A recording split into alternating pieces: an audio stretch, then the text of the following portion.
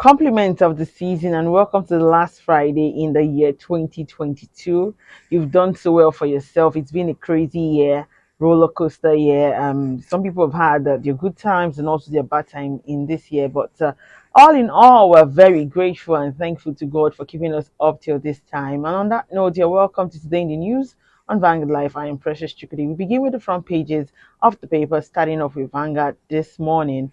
And we're looking at the main story, which says NECA, NUBIFIE, others reject 15,000 Naira motor insurance hike. The writer says demand downward review says it will impose more hardship on Nigerians. Lawyer sues commission seeks reversal. We can see a photo story showing the commissioning of the new palace of Ohinoi of Ibira land. On page 8, G5 governors return today to address media on position. We have a Super Tucano strike kills scores of Boko Haram terrorists in Borno. Stories above. Tributers Buhari, Jonathan, Atiku, Tinubu, Obi, Nwodo, others. Mon Ohanese's presidential general Obiozo. Court restrains DSS from harassing Emefiele. You can see that on page 8. 2023 budget, NAS raises deficit to 12.1 trillion naira. Shites drag Nigeria to UN, EU, others over Sheikh Abdul Jabbar's death sentence. On page 9, we have whistleblowers information. Rep vows to unearth fact in alleged illegal crude oil exports. Immigration others hold returning overseas passengers for 6 hours. The writer says raise alarm over use of ECOWAS certificates. On page 7, slain female lawyer will use Bolanle's case to uproot injustice in Nigeria. That's coming from NBA. We're proud of what Yahaya Bello has done in security project execution. That's coming from Buhari. Lastly, on the front page of Vanguard newspaper, backward integration in sugar production records a $1 billion investment. All right, let's take a look at the Guardian newspaper. The Guardian is leading with banks face angry customers as network glitches mar holidays. The writer says UTI test resilience of e-payment infrastructure. Financial institution pay over 3 billion naira claim in 6 months. Subscribers decry persistent drop calls on delivered SMS, illegal deductions. Alton appeals to customers as NICOM seeks compensation. US, Europe, China in race renewed scramble for continent attention. Buhari justifies a $400 million spent to revive ASC. Stories above. Again, court bars DSS others from harassing, inviting, arresting Emefiele. Wike G5 news over final notice to IU. Sounder Governor's Lagos declaration.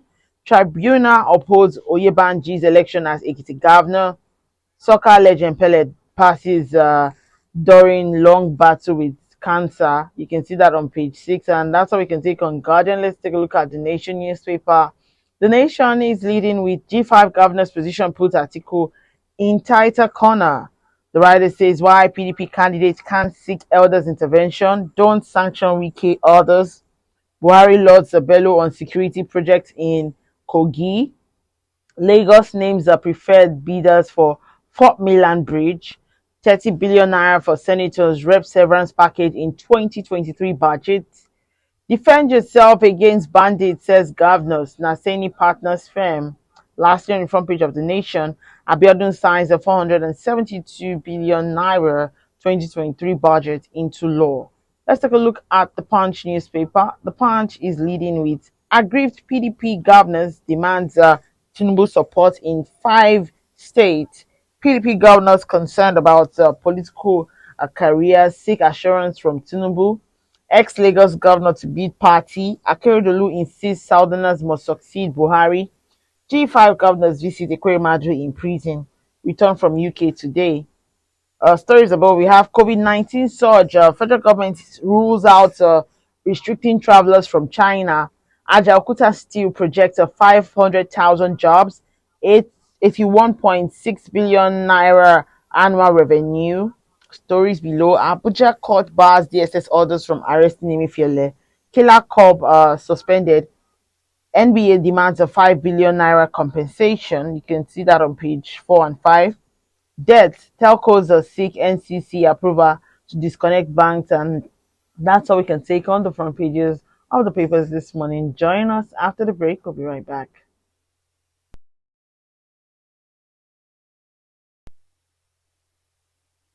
All right, welcome back. If you're just joining us today in the news on Vanguard Live, and of course, we're moving into the newspaper analysis segment, and we're starting off with this story, and that's NECA NUBIFIE. Others reject 15,000 naira motor insurance hike, and the Nigerian Employers Consultative Association (NECA) has rejected the recent hike in third-party motor insurance by the National Insurance Commission (NICOM) from 5,000 naira to 15,000 naira, saying it would further impose hardship on suffering Nigerians. The umbrella body of the employers and the voice of business in Nigeria in the chat with Vanguard called for a robust engagement with stakeholders and a downward review. The National Union of Banks, Insurance and Financial Institution Employees, NUBIFIE, and Campaign for Democratic Workers' Rights, CDWR, also faulted the increase because of its socio-economic implications and demanded a downward review.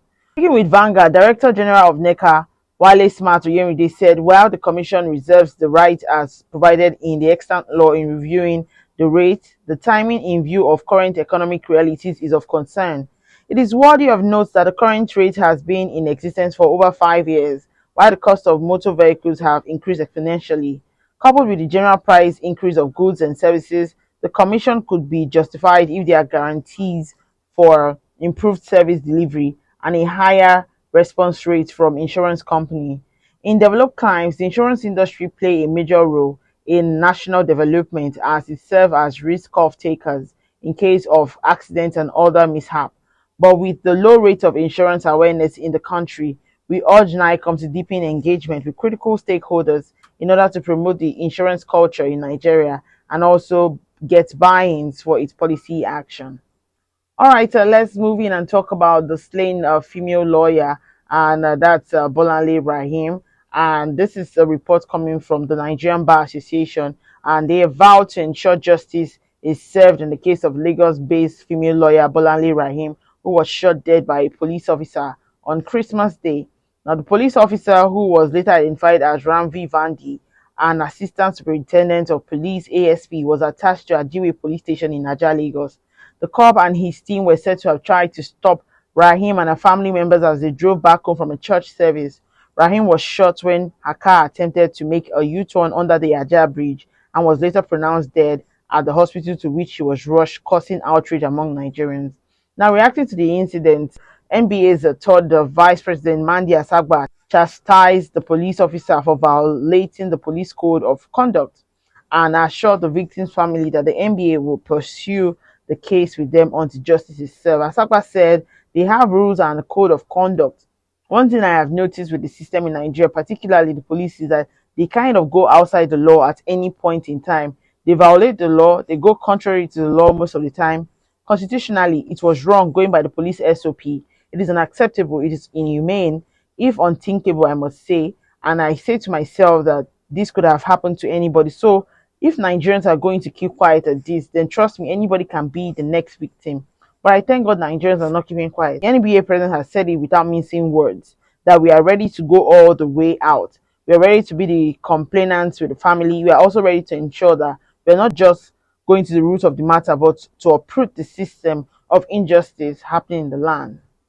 All right, let's take a look at our next story. And of course, King Pele of Brazil dies at 82. And of course, this is a very sad one, as the Brazilian king of soccer, who won a record 3 World Cup and became one of the most commanding sport figure of the last century, died yesterday. He was 82. He was born on October 23rd, 1940. The standard bearer of the beautiful game had undergone treatment for colon cancer since 2021. He had been hospitalized for the last month with multiple ailments. His agent Joe Fraga confirmed his death. Widely regarded as one of soccer's greatest player, Pele spent nearly 2 decades enchanting fans and dazzling opponents as the game's most prolific scorer with Brazilian club Santos and the Brazil national team. May his soul rest in perfect peace. All right, let's take a look at our next story. And of course, our next story is whistleblowers information. Reps vow to unearth facts in alleged illegal crude oil exports. Now, the chairman House of Representative ad hoc committee investigating all crude oil exports from 2014 till date, as well as illegal sales of 48 million barrels of Nigeria's burning light crude in China in 2015, Mark Bila has vowed to deploy all tools to recover the alleged loss of $2.4 billion revenue accrued to the government in the sale. Bila, who also said the committee would unravel the facts behind the allegations made by whistleblowers, gave the assurance at the inauguration of his committee in Abuja. It will be recalled that the House last week, via a motion by Ibrahim Isiaka, resolved to investigate the issue. The lawmakers said the assignment would take them to various parts of the world, including the United States of America, Mexico, and China, in search of useful information. He said the amount involved was too huge to be ignored by any responsible parliament in times of economic crunch. And that's all we can take on our stories this morning. But let's take a look at Mr. and Mrs. before we go. And this morning, Mr. seems to be speaking. He says, the size of fish you served me is shorter than the regular size. What happened? And Mrs. replies and says, when I told you that the money you gave me is 20,000 naira short, you ignored me. The size of fish before you is what we call to cut a long story short. Well, at the end of the day, as much as we're all trying to have fun and, enjoy the season, we cannot but mention that food stuff is quite expensive, and what you usually would buy for a certain price now has now tripled as a result of inflation as well. But in all, I mean, even if the fish is short, I mean, as far as you can eat fish, that's what's more important. All right, also remember that you can equally like, share, and subscribe on all our social media platforms showing on your screen on Facebook, Instagram, Twitter. Also, to find out up to date stories, you can go to our website www.vanguardangel.com to find out more. I am Precious Chukudi, and thank you for watching. See you next year.